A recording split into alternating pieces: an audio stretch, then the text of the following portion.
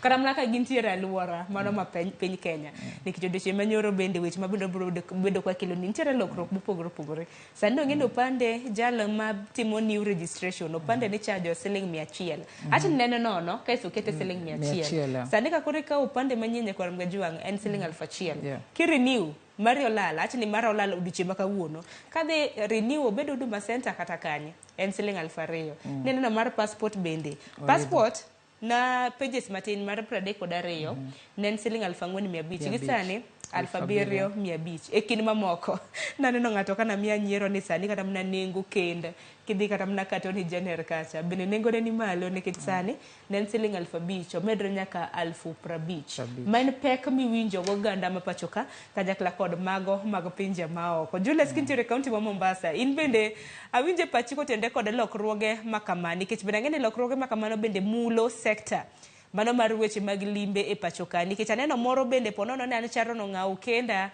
gi jawagunda moro mawuok ramne piny Germany mar mondo mi jalno ero bende ramna citizen ma pachoka nitie ka omenda ma bende koro mede ma bende biro bedo kochulo awinj pachi kotende kod mano kasto ka yo matin kalure gi mano nitie one major product masani wauso Kenya Coast kae to en product ma wanyatime even other counties manyakelo pesa sana. Product niluonge ni wedding.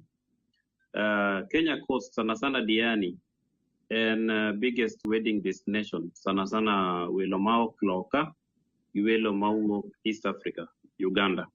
In fact, sani kin gi hotel titimo wedding ma Uganda, 2 weddings in a month, you are able to break even.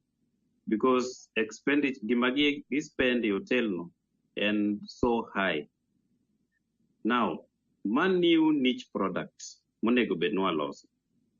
Mondi team wedding Kenya kai wendo team wedding is a hassle, is a big hassle. Idwaro ni bi apply kinka seche moko ipango kata wedding in 3 months, bi apply kinka kindi uogi mara idhi office ni registrar AG those processes ntie wedding moko mosetim kanya ji apply morito certificate for a very long time ma ji otimo wedding virtual to gini be wase raise gi ministry kata waziri manyocho wuok Penina honorable Penina Malonza nyocha wa raise kode gini kata wabo bedo gi romo gi waziri Masani machiegni kaka Kenya Coast players kendo wabo pimo ne wachni kata ndalo before election magi gik mane waromo gi presidential candidates magi one among the things mane wanyisogi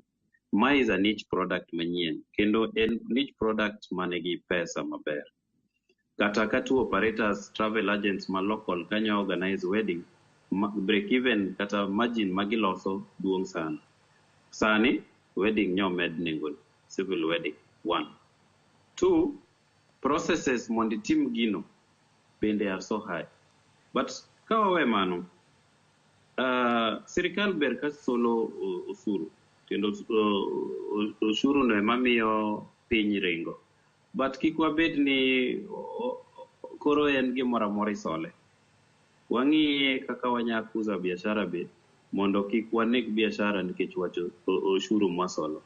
Tourism industry king'iyo is the most taxed. Kidhiye hotel chulo almost 30 licenses. County alone nigi licenses karibu beach apart. Ichulo health, ichulo water, ichulo liquor license, ichulo single business permit, tourism regulatory nika, tourism 2% levy nika, nita be moro biro kani nita gigi ng'eny. Koro kata ka udwaro nyocha winjo ka jatelo moro wacho ni jogi onego beni reduce rates mar hotel. Inya reduce rates mar hotel ka most of the thing itere taxes and then modom the operation cost. Nikech in gi staff mang'eny kabisa. And then margin miyudo is very little. At times en mana 5% margin with that operation stay. Koro nyaka wane kaka wanya ng'iyo wach taxes, general taxes, mondo kikwa make this nation very expensive. Erokamano ahinya ka nilero e yo makare. Nyakoro mga jwang'an